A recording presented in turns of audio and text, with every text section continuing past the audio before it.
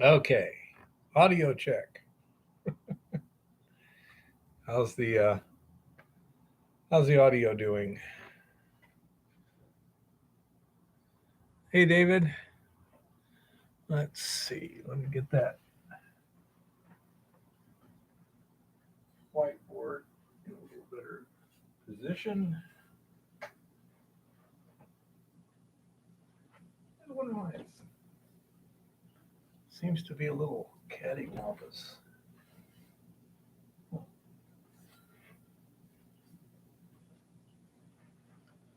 Okay,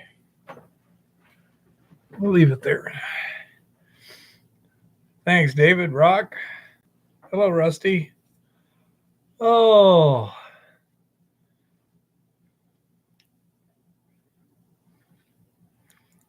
um, I think they had a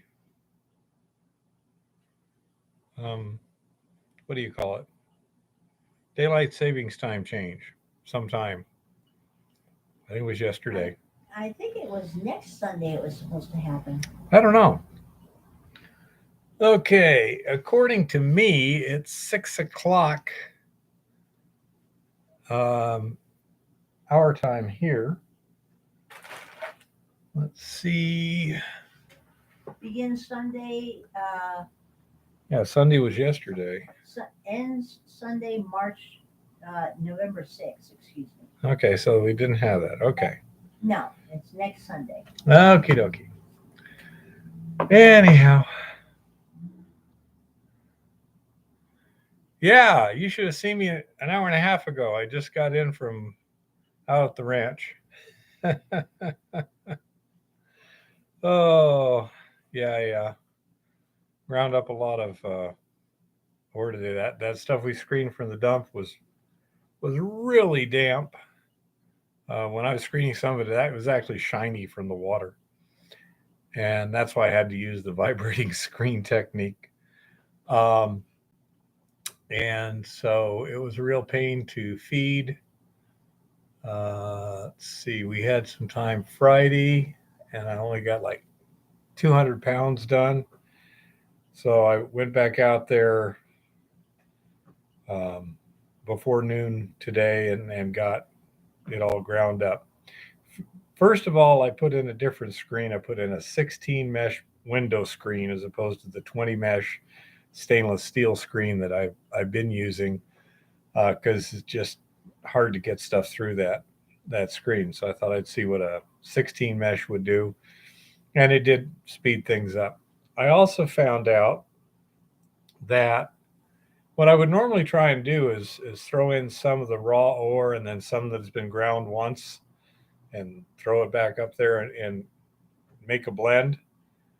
But that stuff had so much moisture that the finer material was sticking together and binding it. So I found out that an easier method and was to do it in kind of a batch thing. I'd run enough raw ore to get one bucket of um, fine screen, of the screenings. Hey, Dave, how's it going? And then, well, if I had to move a lot of fines out, I just stockpiled it right there. And then once I had done that, I'd fill the hopper with the fines, crank the vibrating up, and just kind of hand play with it by using the more intense vibration. Things would go fast enough that it wasn't too bad, and it speeded everything up. Hey, Jim, where are you at? Up at the cabin still, or are you back in town?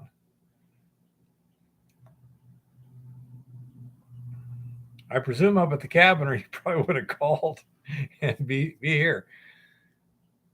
Uh, um, so anyhow, that seemed to work better. Um, Also, it had a couple of days to dry out. The let's see, we have some undesirable news here. Eva has was it compression fracture Yep. in one of her vertebrae between her shoulder blades, basically. Um, she'll be here later. She's functional for most normal stuff, but we have to, light duty her and stuff. It's probably from osteoporosis. It apparently happened while she was asleep. And no, it wasn't my fault. Um, but so her back was hurting last week, and we took her in Saturday to urgent care, and they did an x-ray and found that there was a fracture. The spinal cord appears to be in no danger. Exactly, David. Um, and so her appointment with the regular doctor is going to be a week from today, and we'll have more information then. Until then, the doctor at the ER said, "What are the limitations?" He said, "Pain. If it doesn't hurt, don't worry about it." And the spinal cord's in no immediate risk or anything. I don't know. It sounds pretty sketchy to me. We're playing it safe. Um, but anyhow, so she's down for the season, but she can still do lab work and this and that and the other. Uh, she's going to get mad at me probably because she slept in late today. And so I went out. When I went out there, there were certain tests and stuff. Uh, and so there's some samples sitting on her bench and some notes on her bench and this and that. And I know she's going to get mad at me about something. You probably disorganized everything. Well, I don't know. Um, and so anyhow, uh, most of it's pretty simple stuff. Oh, by the way, the putting the spot plate on the warmer worked out pretty good. I was able to get results in about 30 minutes. Okay, little one? Okay. I just turned it to warm, not hot. And so it looks like the that resin from the testing is in fact gathering gold. Okay. Hi, blind dude. And so I say there was some things I had to do. I actually tested the Goldex in the agitation tank. Wound up adding 3 cups. Um. What? So when you said the resin it's giving up gold or it's not? No, it's getting gold. That special resin from that other okay. test, it is gathering gold out of solution. We weren't sure whether it was going to. Okay. It seems to be doing fine.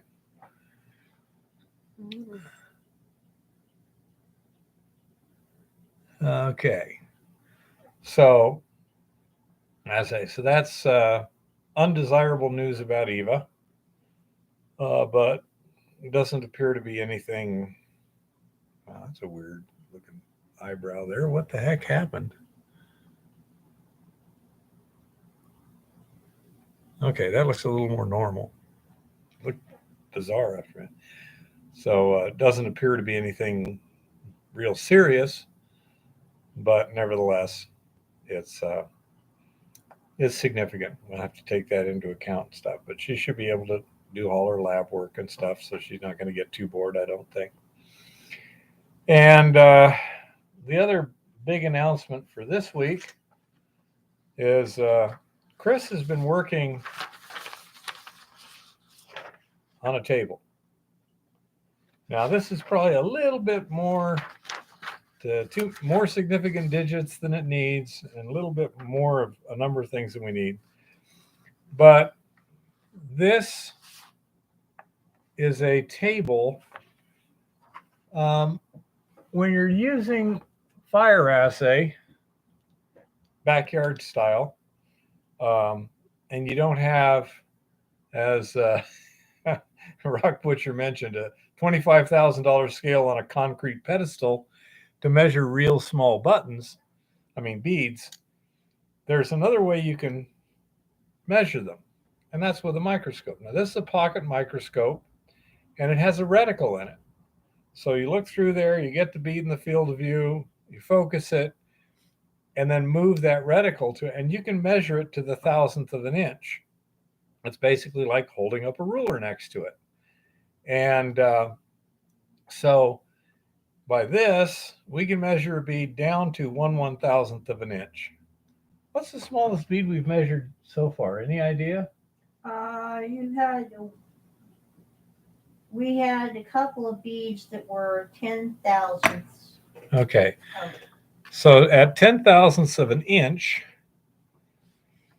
that bead would weigh 0.1658. Yeah, 4 significant digits. I don't think so. So call it 0.16 milligrams. Okay. How much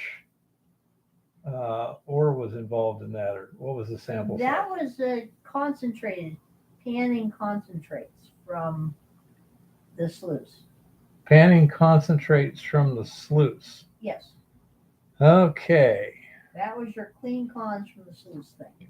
Well, so we only had like maybe 10 grams at the most, huh? Oh, it was a lot less than that. A lot less than that. Okay. So now we can go over here. This is 1 assay ton, half assay ton, quarter assay ton. This is what Eva's planning on using, quarter assay ton. So let's say 1 gram, and it was 10 thousandths. Yeah. Okay. So if there was a 1 gram sample, then that sample ran 4.8 ounces per ton. But that's what this table is. For high concentrations like we have in the resin, our little milligram scale works fine. Okay. Because we're getting beads in the order of half a gram beads. 0.4 of a gram, and measuring it to plus or minus probably what do you guess, 2 thousandths maybe?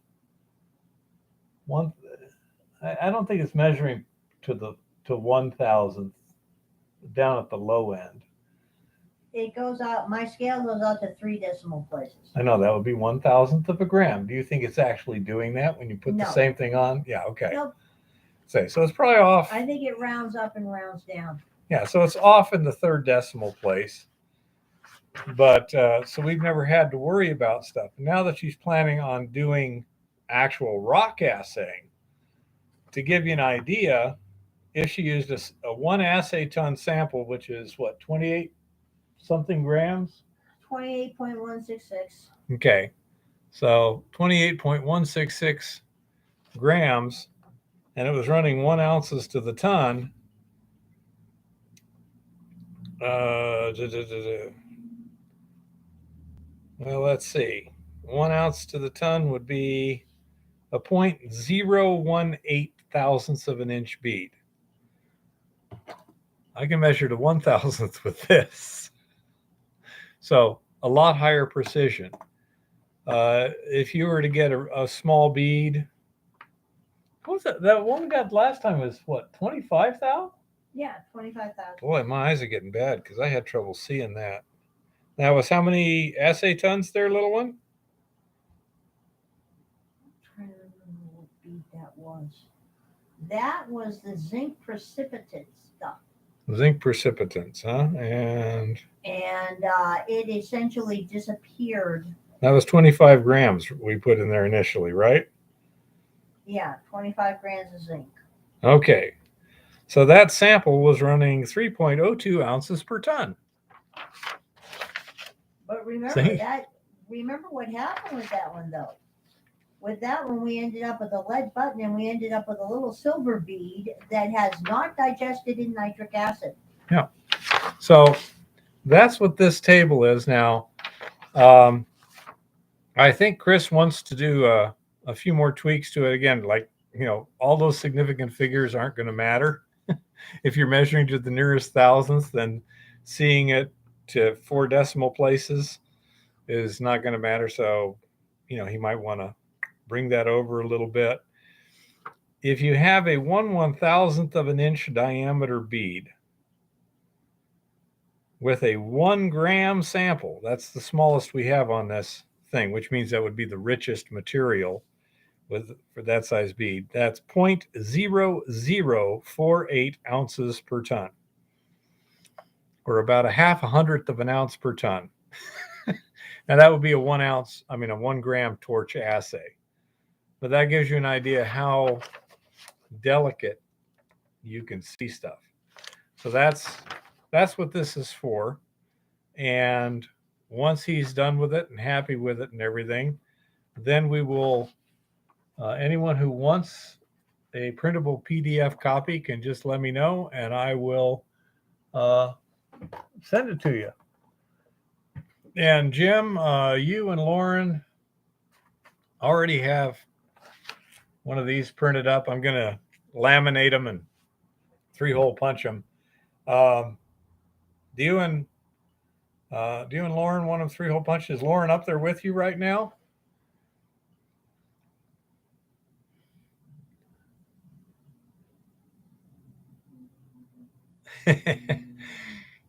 Yeah, it's funny, Rock, because the lab techs are trying to get high precision, and the geologists know that the rock doesn't have high precision. Do you want a 3-hole punched or just a solid sheet, Lauren? I like 3-hole punch because I can put them in a notebook. It's harder to lose the notebook.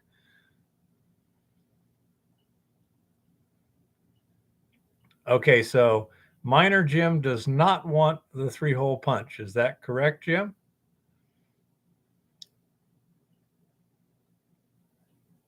Okay, 3-hole punch you, Lauren. Got it. Eva's is going to be, your guys is going to be a single sheet both sides. Eva wanted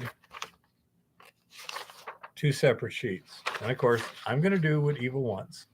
Okay, 3-hole punch for you too, Jim. Okay. Yeah, you and let's say we'll get those to you. And yeah, if anyone wants a copy quicker, email me and I'll send you the PDF.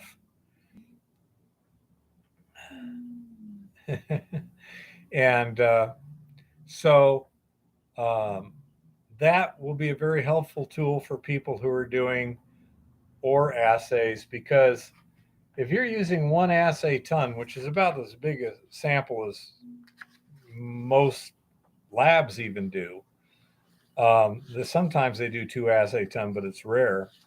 You're going to wind up with a 1 milligram bead for 1 ounce to the ton.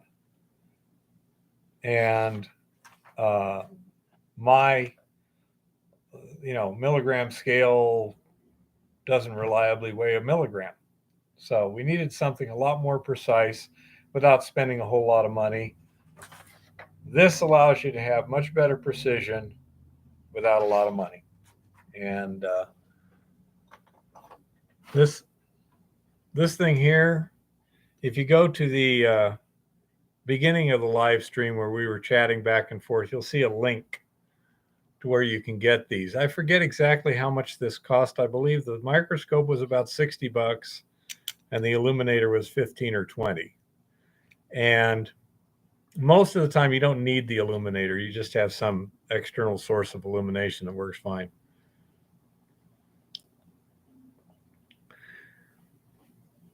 That's right. You did have a spreadsheet there too, besides the PDF, didn't you?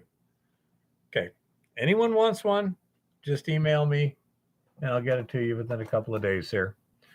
So that's another nice little tool for people who are looking to do rock assays, because to actually measure the bead,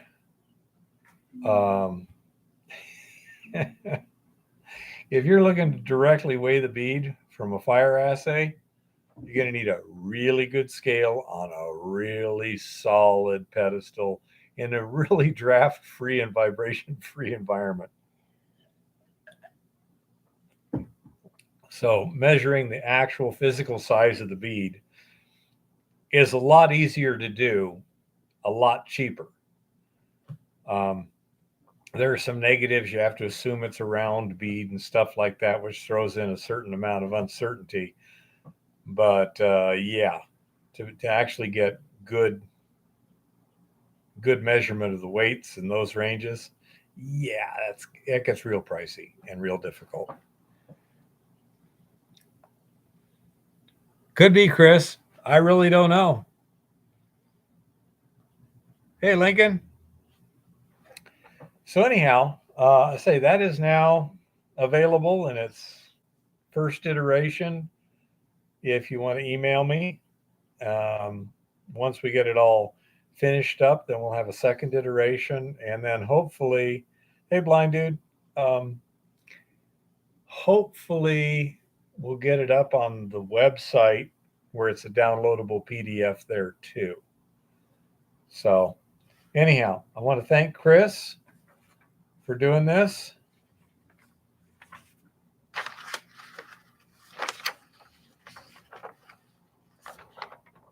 That he knows how to use Excel and stuff. This is not terribly difficult if you're using a spreadsheet.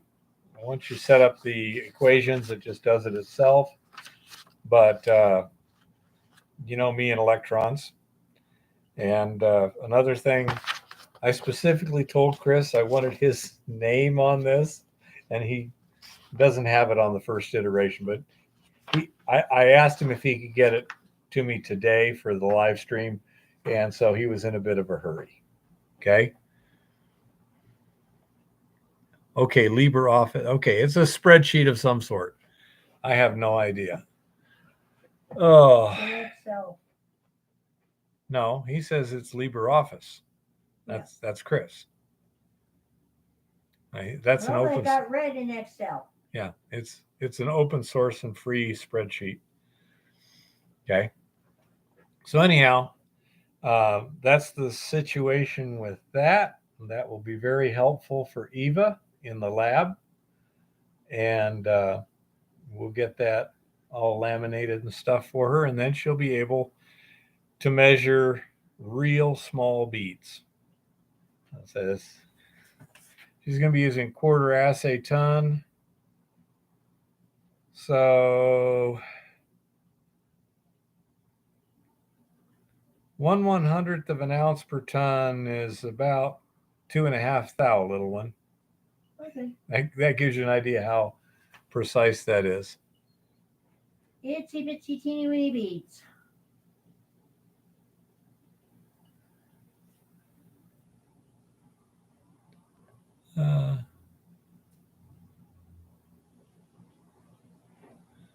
Okay. As you saw from the video, we were out screening this weekend. That's going to be it for the High Line for this year, unless somebody else is out there helping me sometime. So pretty much down to just screening the dump. I can get one trip, maybe two, before life starts getting really difficult. I could theoretically start sending stuff down on a slide or something, but then I have to build a slide.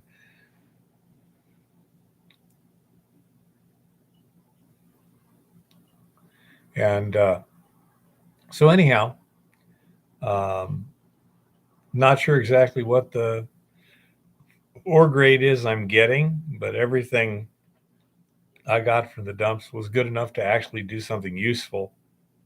So better to do something useful than nothing at all. And building a much wider platform there for the quad and stacking buckets and this and that. The negative is that the High Line anchor is kind of at the front end of that parking lot as it is now.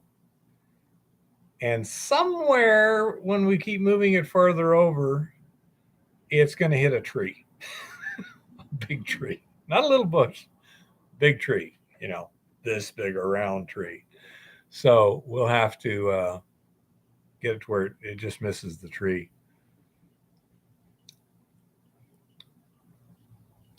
So we'll have to play that game when we're done screening everything we can see, and move the anchor to the high line where it's the best place.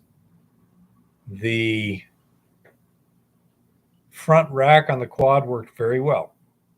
I was kind of surprised that the quad seemed to run a little bit better. It wasn't as bouncy and stuff. Because all that weight on the back, it was tending to do this a little bit. But by putting front and back, it actually did pretty good.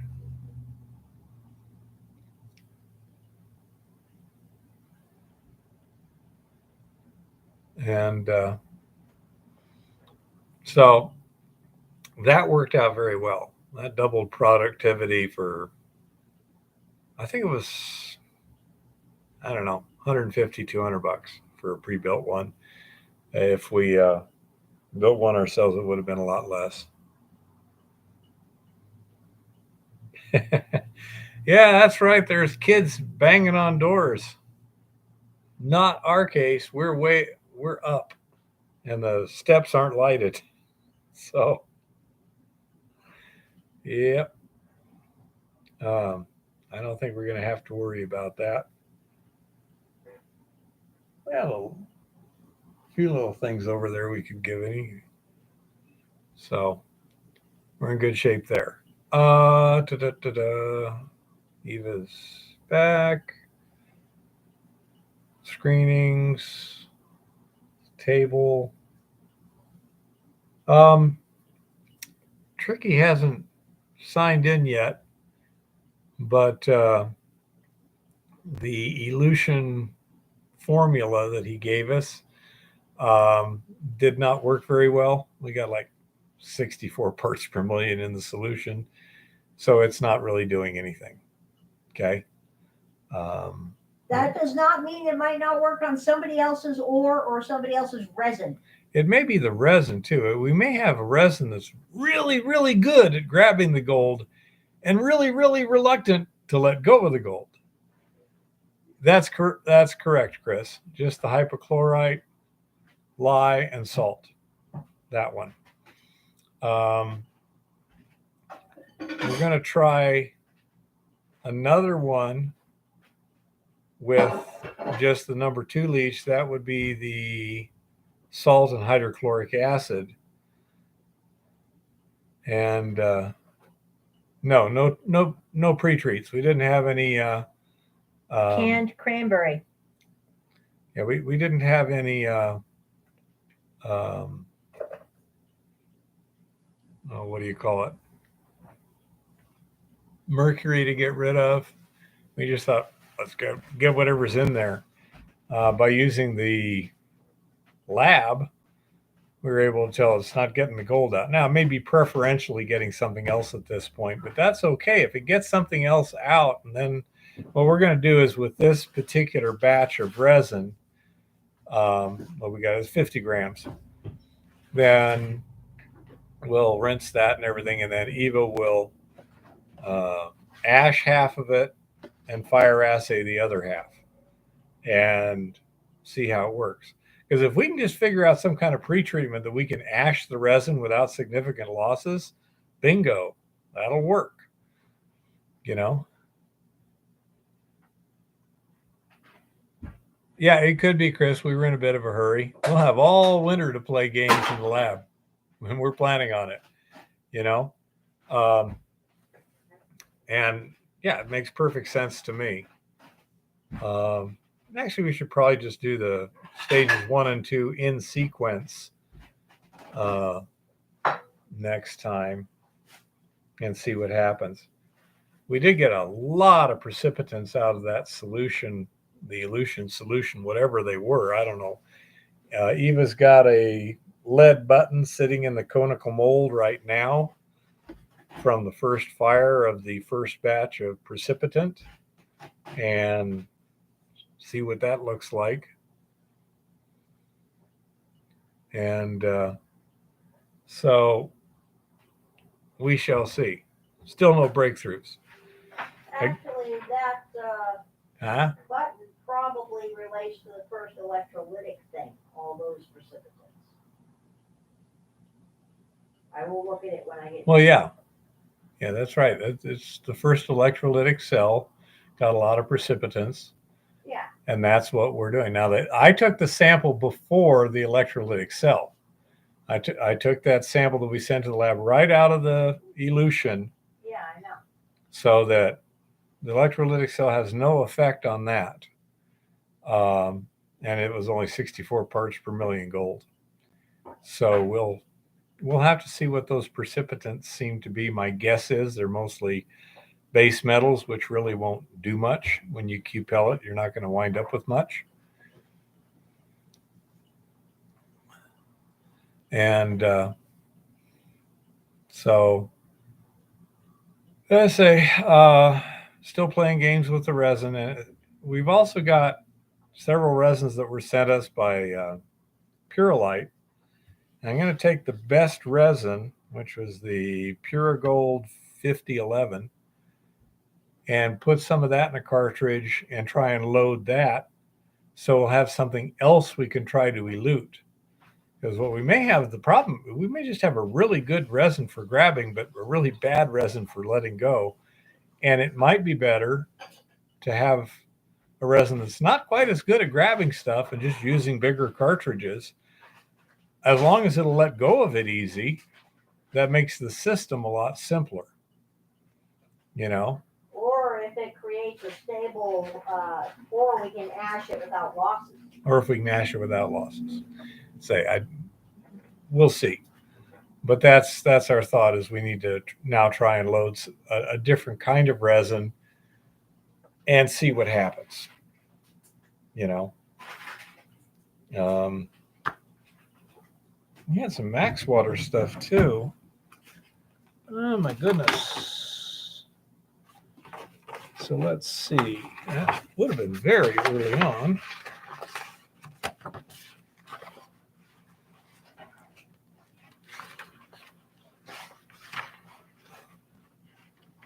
Okay, there's the leach kinetics. This is the EGX instructions. Good Lord, quite a few of those. Come on. Leach kinetics. Also, I think it was Tricky Dicky was saying that somebody's reporting that they actually get better dissolution with lower levels of Eco Goldex and in solution. So that might also be helpful. I'm going through all these different flocculant tests, direct electrowinning.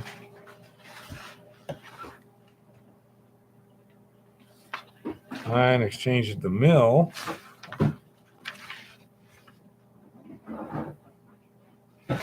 Now, somewhere I knew I did a test where I actually tested the different resins that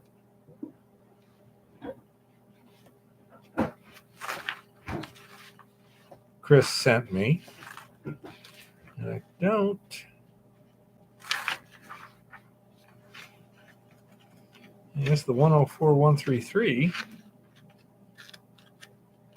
Well,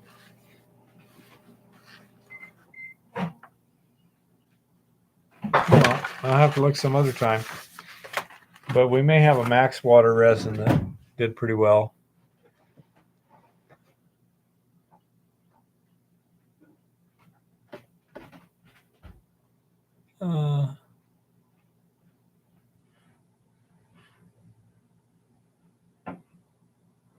Let's see.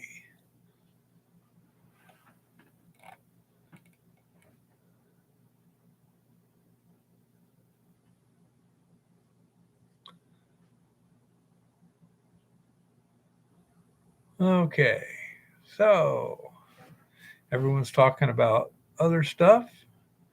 Yeah, Jim's been out there basically full time. And Lauren's been out there a lot too, helping him on some of the construction. And so I say they've just been working their little butts off out there. And I've just been focusing on trying to get as much stuff milled as possible. And the milling seems to be getting pretty routine. So that's good. But anyhow, what do you think in terms of the lab? I mean, we need to find out some way of getting the gold out of the resin. And we're going to be getting into fire assaying the rock this winter. Any other major goals this winter on the laboratory stuff, little one, that you can think of? My goal is to find a way to ash the resin without losses. In the absence of elution, I mean. Yeah, well, that's what I mean. We need to I also want to determine what the maximum loading factor is on the resin, because remember my thought about recycling. Well, that's probably going to depend a lot on the solution strength. Yeah. It's got gold and silver in it too, John. Okay. The copper's just a byproduct. Oh, that's another one of my personal goals. Figure out a way to actually extract the silver from our ore so I can recover the silver that's piling up on the damn leach pad.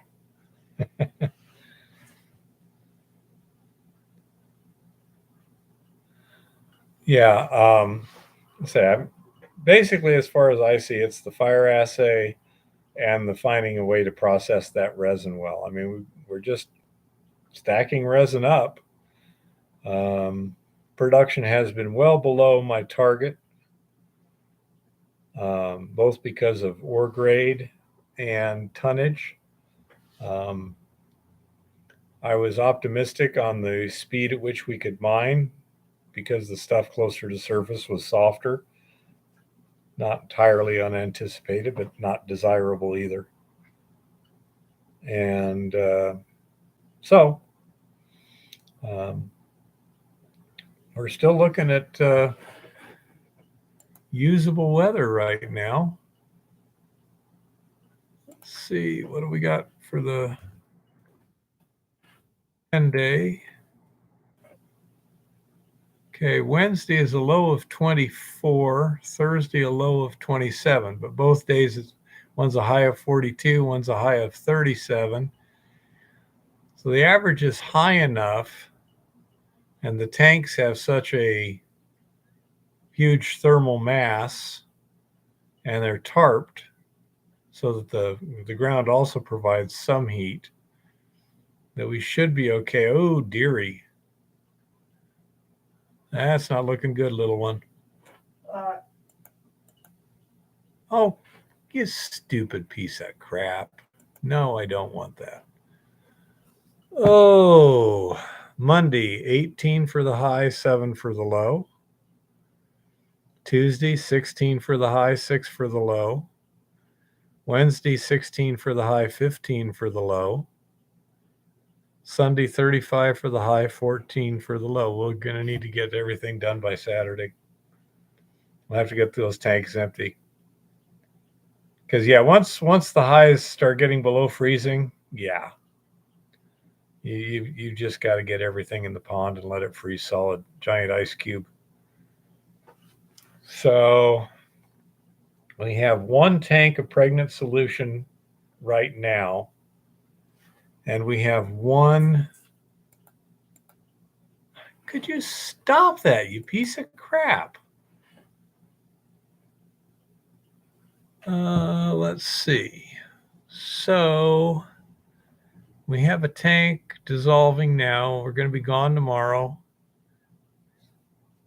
Wednesday, Thursday. Yeah, we're not going to go back out to the mine. Saturday's also rainy, but I mean, there's no reason. We're going to be shutting down the mill. So we're going to need to focus this week on getting things winterized. We have to have it winterized before Sunday. Okay? Mm-hmm. Since I've got that doctor's appointment tomorrow, that means we got Wednesday, Thursday, Friday, and Saturday. Okay.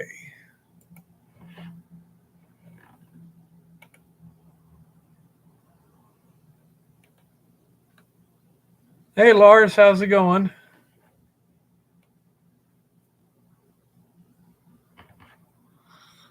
Okay, Lars, so you might be interested in this. Chris has worked out a table so that when you're doing your own fire assaying, use a little pocket microscope like this to measure the physical size of the bead.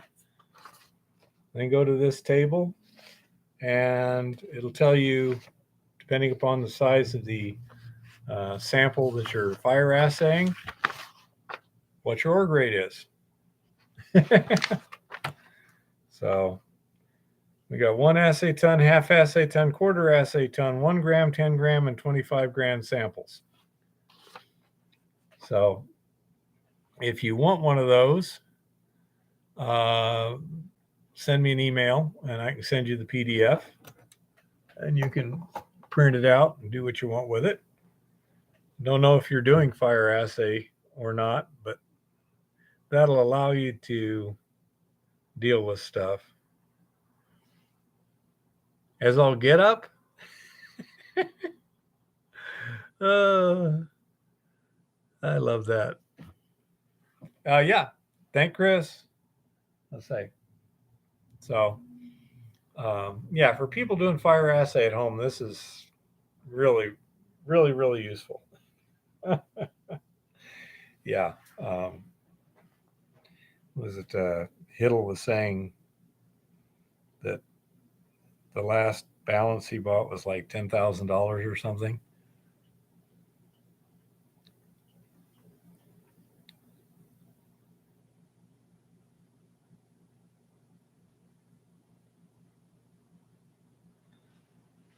Okay, Chris, now you got me confused.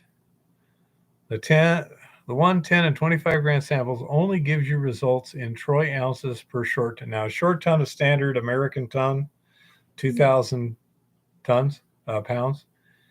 The rest I'll give you per ton for whichever assay ton you use. Oh, okay. So yeah, if you're for some reason doing some other assay ton, it would give you troy ounces per troy ton or whatever. Well, yeah, but ounces per metric ton.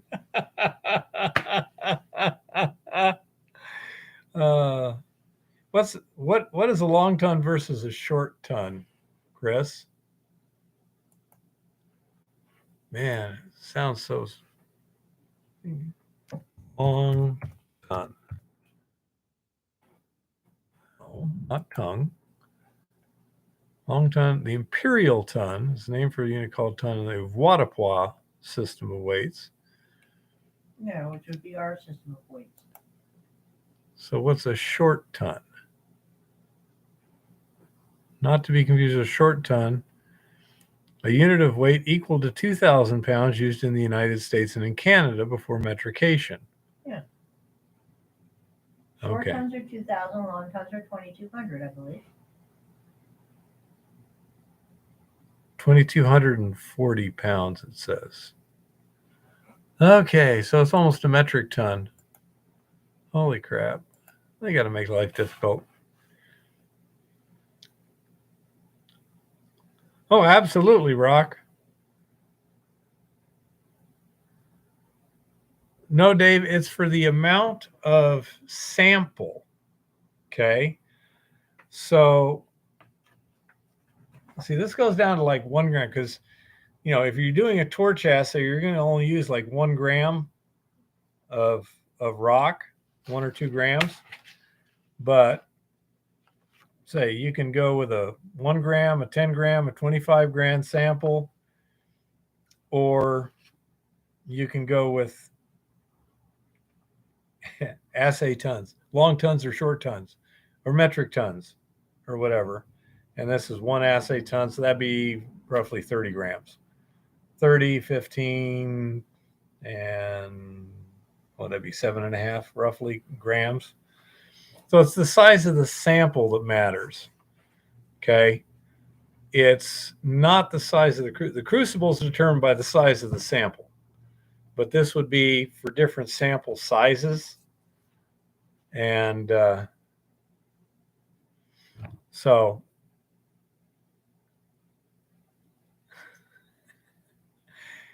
yeah, I think you got a long ton rock, and metric ton is, yeah, 2,204 pounds, basically 1,000 kilos. And of course, Chris has to have 1, 2, 3, 4, 5, 6, 7, 8, 9, 10, 11, 12 digits on there. So anyhow, so that's what it's for, Dave.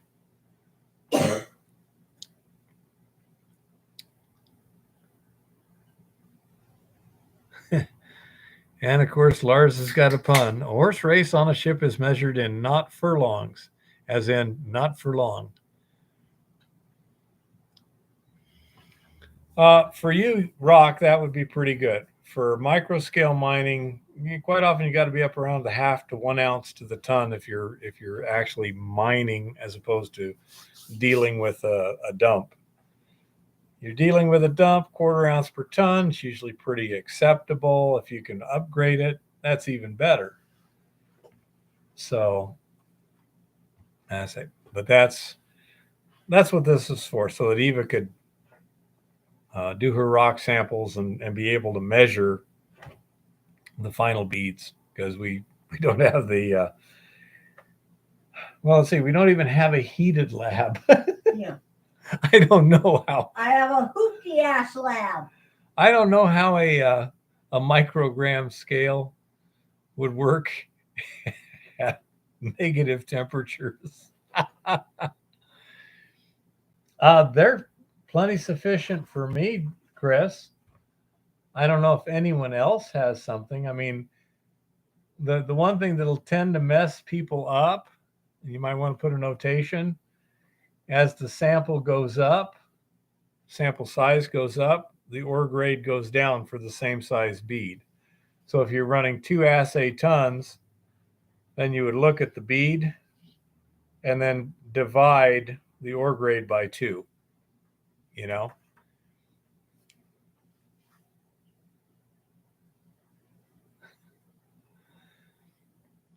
Yeah, I say, I have no idea, but I know that we don't have room for the pedestal or anything else in there, or the budget for it. So we'll go with this way. It'll work fine for what we're doing. We don't need the extreme precision.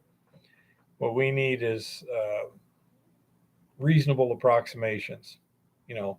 And we need the great gods of all lab techs to visit upon my lab and leave behind a muffle furnace.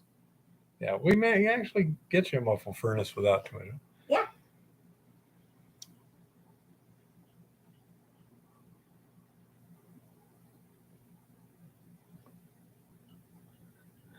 Yeah, that's the other thing too. Have you dried the samples? Eva hasn't realized that one yet. That to actually do this correctly, you have to dry the sample before you weigh it. Yes, I'm aware of that, Bear. I'm doing it as correctly as I can given my circumstances. Yep. Well, we do have that little hot plate now, so you might be able to use it. Yeah. Just put it in a beaker, in excess, and dry it out.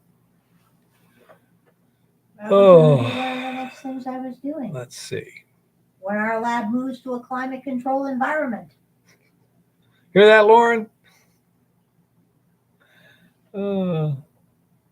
So, yeah, Lauren, I'm going to have to move the liquids out of the lab before Sunday. And I remember your notation there. I presume sealed containers aren't nearly as critical, but you'd still like them in that room. Oh, I'm going to have to get the resin out of there. all the liquids, which is all the acids, most of the liquid reagents and stuff.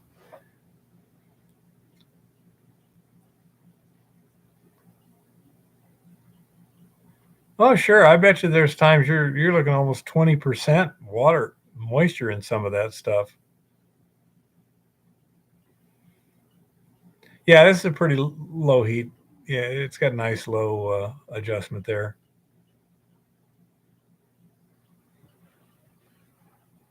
So, um, we know what we're going to be doing this week. Getting that last batch dumped, getting everything through the resin, and packing everything up, all the resins, all the liquids, and some of the solids, like enough litharge and stuff like that. So we shall see. Not a big deal.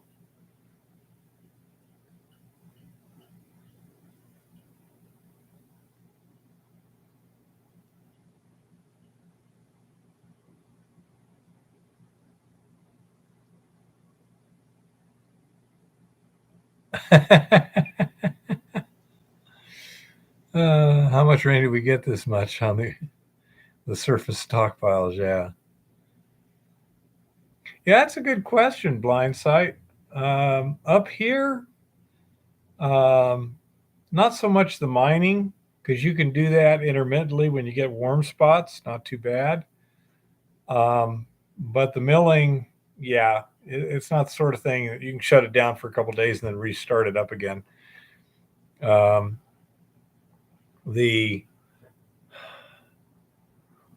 the method is just put the solution on the pad, let it run through, and um, freeze up in the pregnant pond, and that's about all you can do.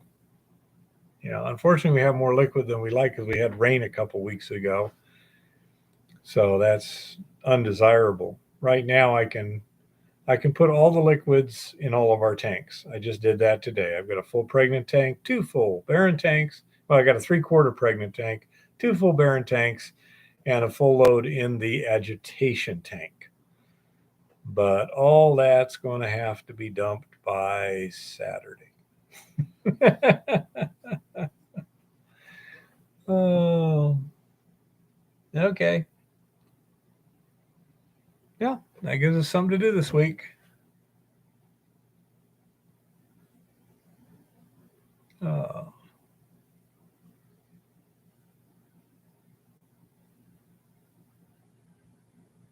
a Mettler AE 100. I don't know what's a Mettler AE 100. Mettler AE 100 balance. Looks good to me. I think Eva would be quite happy. Let's see. What is it?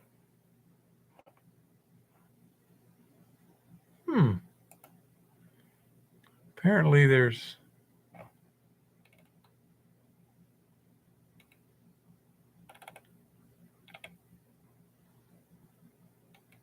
where's the details?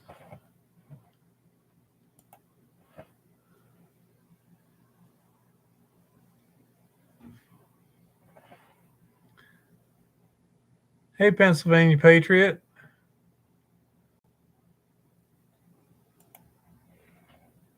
It's an analytical balance. Oh, there's a desiccator, clear 150 millimeter for you.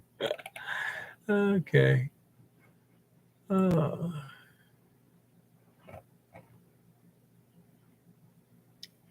Yeah, don't work too hard on it though. Smoking. Chris says grab 2 of those desiccators. Okay, let me. Come on, quit moving. Okay. Star that one.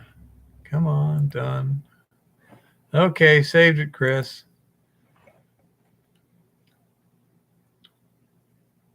Yeah, I would too, Kodak.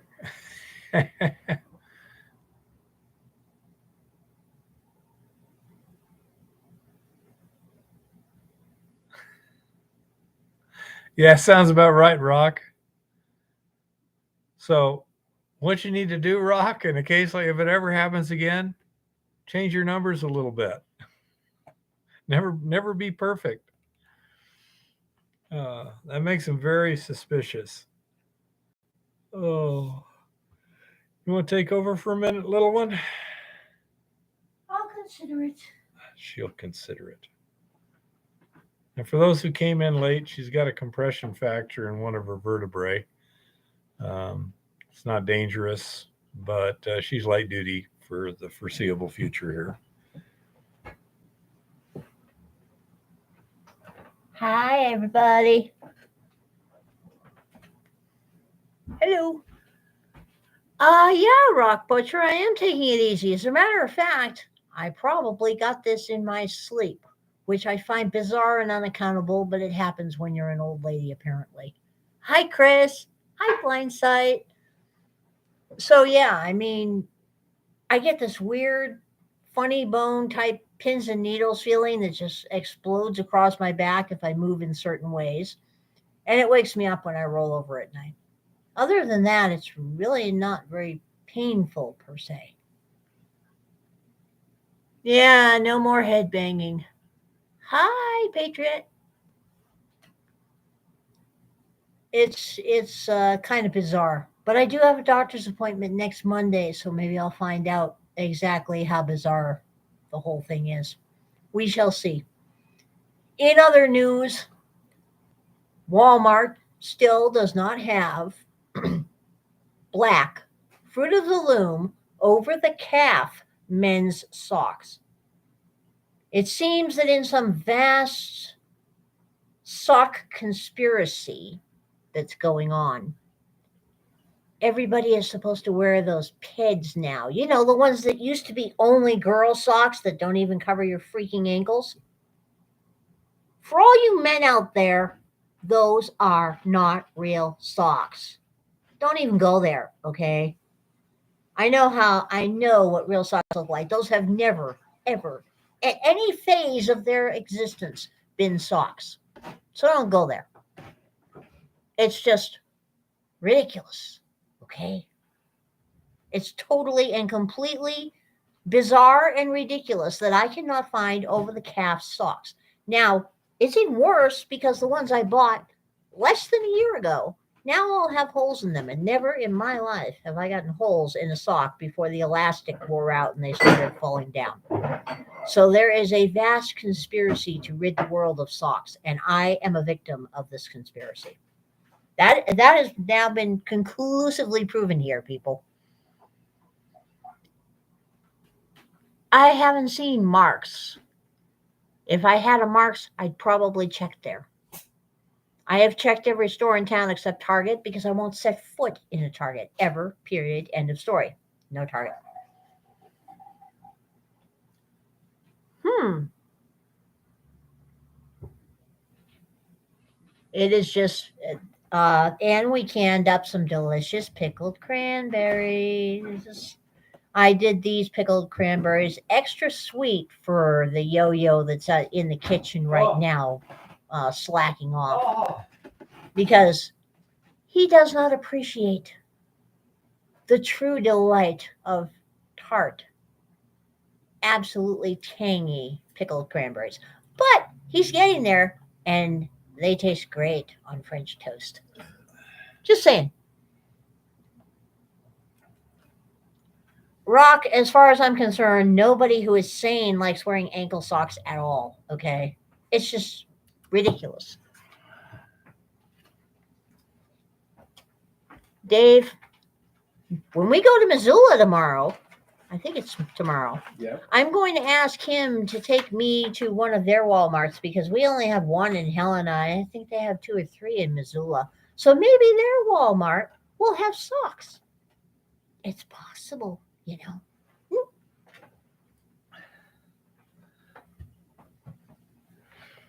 Ugh. Anyhow. Oh. So weird.